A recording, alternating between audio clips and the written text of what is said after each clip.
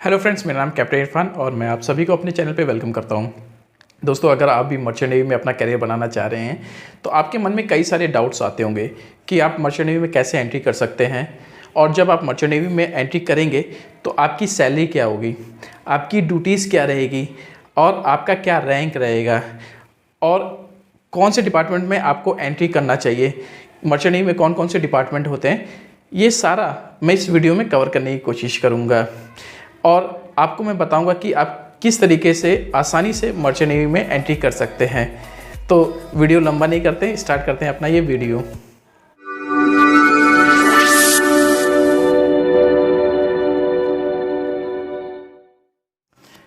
Start करते हैं अपना ये वीडियो। दोस्तों, अगर जब आप फर्स्ट टाइम में जब शिप पे जाने के लिए सोच रहे हैं तो आपको ये पता होना चाहिए कि शिप में कितने डिपार्टमेंट होते हैं।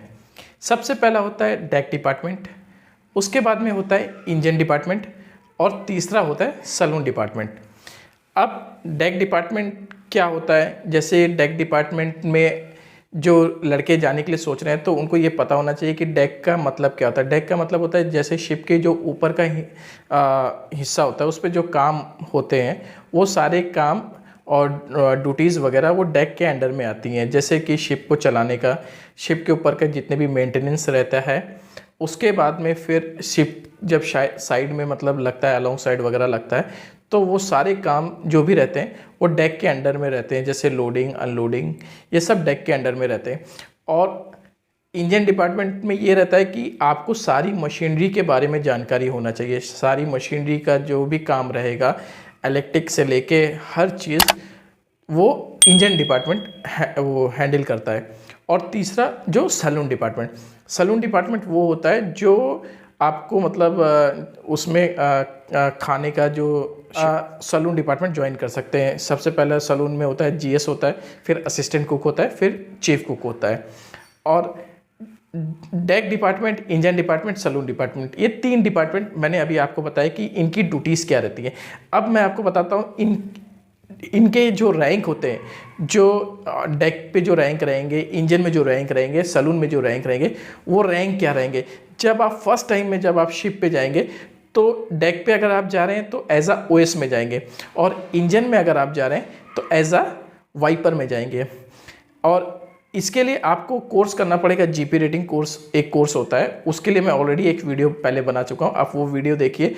उस वीडियो में मैं सारी कोर्स के बारे में मैं बता चुका हूँ कि आप किस तरीके से मर्चेंट नेवी में एंट्री कर सकते हैं। तो सबसे पहले दोस्तों, जब आप कोर्स कंप्लीट कर लेंगे, जीपी रेटिंग कोर्स करेंगे, तो आपको एज अ ओएस में शिप में एंट्री मिलेगी। और अगर आप इंजन में जाएंगे तो एज अ वाइपर में आपको शिप में एंट्री मिलेगी। उसके बाद में जब आप 9 महीने सेल कर चुके होंगे, उसके बाद में वापस आप आएंगे, फिर आपको एमएमडी में एक एग्ज़ाम देना पड़ेगा। उसके बाद में फिर आपको एक वॉच कीपिंग सर्टिफिकेट मिलेगा जिससे आपका रैंक प्रमोट हो जाएगा। तो पहले आप एज अ ओएस रहेंगे, उसके बाद में आप डेक के ऊपर में एज अ एबल सीमैन आ जाएंगे। और इंजन में अगर आप रहेंगे तो एज अ वाइपर के रैंक में जब आप फर्स्ट टाइम में जाएंगे तो वो कन्वर्ट होके, प्रमोट होके एज अ ऑयलर के रैंक में आ जाएंगे। अब एबी और ऑयलर, इन दोनों की ड्यूटीज़ क्या रहती हैं। एबी का होता है जैसे आप स्टीयरिंग वगैरह कर रहे हैं, स्टीयरिंग का मतलब जैसे आप जहाज़ चला रहे हैं तो जो भी ऑफिसर आपको कमांड देंगे उस तरीके से आपको फॉलो करना पड़ेगा। तो ये एबी का काम रहता है। और इंजन का काम होता है जैसे चीफ इंजीनियर, सेकंड इंजीनियर जैसे उनको ऑर्डर देंगे उस हिसाब से उनको अपना काम करना पड़ेगा। तो ये 2 रैंक हो गए। उसके बाद में फिर अगर आपने 12th कंप्लीट किया है, वो भी साइंस साइड से हैं आप, तो आप as a deck cadet join कर सकते हैं। ये ऑफिसर लाइन हो गई। पहला क्रू लाइन हो गया एज अ ओएस के बाद में एज अ एबी के बाद में बोसन, और इंजन में हो गया एज अ वाइपर, ऑयलर। उसके बाद में फिर आप वो एग्ज़ाम दे के फिर आप थर्ड इंजीनियर का एग्ज़ाम दे सकते हैं, तो आप ऑफिसर लाइन में कन्वर्ट हो सकते हैं। लेकिन अगर आप 12th कंप्लीट किए हैं और साइंस साइड से हैं, डेक डिपार्टमेंट में आना चाहते हैं, तो सबसे पहले आप जब शिप में आपको जॉब मिलेगा तो वो एज अ डेक कैडेट का रहेगा। डेक कैडेट के बाद में फिर आपको 3rd ऑफिसर का एग्ज़ाम देना पड़ेगा, फिर 2nd ऑफिसर का एग्ज़ाम देना पड़ेगा, फिर चीफ ऑफिसर का, फिर लास्ट रैंक जो होता है वो कैप्टन का आता है। ये हो गया डेक डिपार्टमेंट का। और दोस्तों फिर इंजन डिपार्टमेंट का, इंजन डिपार्टमेंट में सबसे पहले इंजन कैडेट आ गया। इंजन कैडेट आने के बाद में 4th इंजीनियर का आपको एग्ज़ाम देना पड़ेगा, फिर 3rd इंजीनियर का एग्ज़ाम देना पड़ेगा, उसके बाद में 2nd इंजीनियर का, फिर इंजन में जो लास्ट रैंक होता है वो आपका चीफ इंजीनियर का रहेगा। तो ये सारे रैंक रहेंगे। ये ऑफिसर्स का रैंक है, ये ऑफिसर्स का रैंक है। अगर आप डेक में जा रहे हैं तो आप याद रखिए 12th कंप्लीट किए, साइंस साइड से हैं आप, तो बीएससी DNS कोर्स आप कर सकते हैं, बीएससी नॉटिकल साइंस आप कर सकते हैं, तो आपको एज अ डेक कैडेट आप शिप पे एंट्री कर सकते हैं।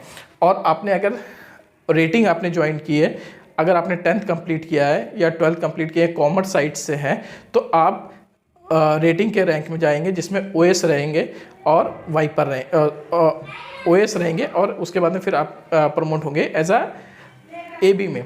उसके बाद में फिर आप स्टेप बाय स्टेप आपका जो कैरियर पाथ रहेगा वो ग्रो होता जाएगा। लास्ट में आप एज अ कैप्टन के रैंक में सेल कर सकते हैं डेक डिपार्टमेंट से। और इंजन डिपार्टमेंट से अगर आप स्टेप बाय स्टेप अगर आप प्रमोशन लेते गए तो एज अ चीफ इंजीनियर आपका लास्ट रैंक रहेगा।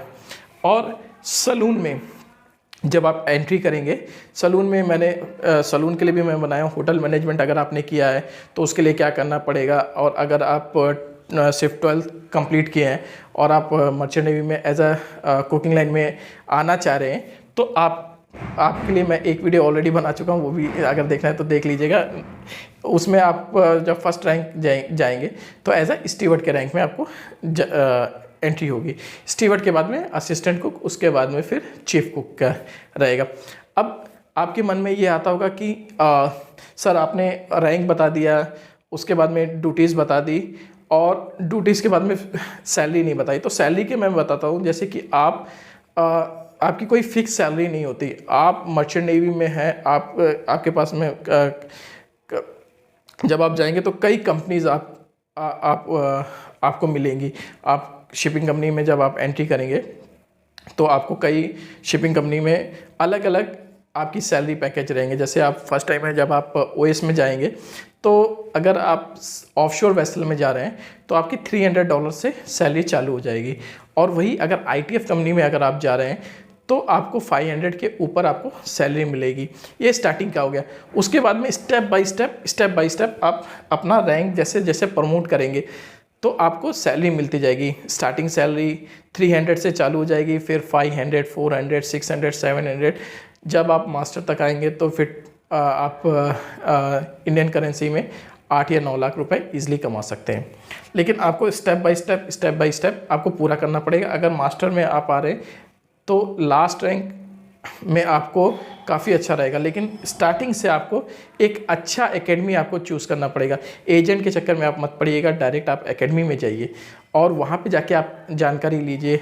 जैसे इंडिया के अंदर में कई सारी एकेडमी है। बॉम्बे के अंदर में अगर आप रह रहे हैं तो बॉम्बे में आप जाइए। बॉम्बे में मैं मोटे तौर पे नाम ले लेता हूँ, जैसे TS रहमान हो गया, नूसी हो गया, एंग्लो हो गया। उसके बाद में फिर कई ऐसे एकेडमी है। सारी एकेडमी अच्छी है। ये आपकी ड्यूटीज़ रहती है। आपको मतलब अपना कैरियर अच्छा करना है तो आपको किस तरीके की एकेडमी में जाना है, वो आपको सारी एकेडमी वाले आपको जानकारी देंगे कि आपने 12th कंप्लीट किया तो आप ये रैंक से आप ज्वाइन कीजिए। लेकिन उसमें जाने से पहले आप उधर पहले पता कीजिए एडमिशन से पहले कि आपको आगे प्लेसमेंट का क्या रहेगा। कई प्लेसमेंट कराते हैं और कई सिर्फ इश्तिहार दे देते हैं, तो उससे बच कर रहिए। जो इश्तिहार दे देते हैं कि आइए और हम आपको मतलब वो जॉब भी देंगे, गारंटी जॉब है, तो उनसे आप थोड़ा बच के रहिए क्योंकि फेक बहुत है। आप डायरेक्ट एकेडमी में जाइए और वहाँ पे एंट्रेंस एग्ज़ाम होता है। एंट्रेंस एग्ज़ाम क्लियर कीजिए। एंट्रेंस के बाद में फिर आप स्टेप बाय स्टेप कभी भी शॉर्टकट मत लीजिए, ठीक है। स्टेप बाय स्टेप आप अपना रैंक प्रमोट करने की कोशिश कीजिए और सेफ्टी का ध्यान हमेशा रखिएगा। शिप पे कैजुअलिटी बहुत जल्दी हो जाती है, सडनली हो जाती है। तो ये मेरा एक्सपीरियंस है, इसलिए मैं आपको बता रहा हूँ कि हमेशा जब आप शिप पे जाने के लिए सोच रहे हैं तो सेफ्टी का ध्यान ज़रूर रखिए। काम करने के लिए जा रहे हैं तो अपना प्रॉपर ये boiler suit, safety helmet, safety gloves, और सेफ्टी शू बहुत ही ज़रूरी है, ये सब पहन के ही मतलब जाइए। दोस्तों होप करता हूँ कि मैं अपने इस वीडियो में आपको सारी जानकारी दे पाया हूँ। इन केस अगर मेरे से कुछ भी छूटा है तो आप कमेंट करके मेरे से पूछ सकते हैं और मैं उसकी रिप्लाई ज़रूर करूँगा। अच्छा लगे तो शेयर और लाइक ज़रूर कीजिए, सब्सक्राइब ज़रूर कीजिए। Thank you for watching my channel.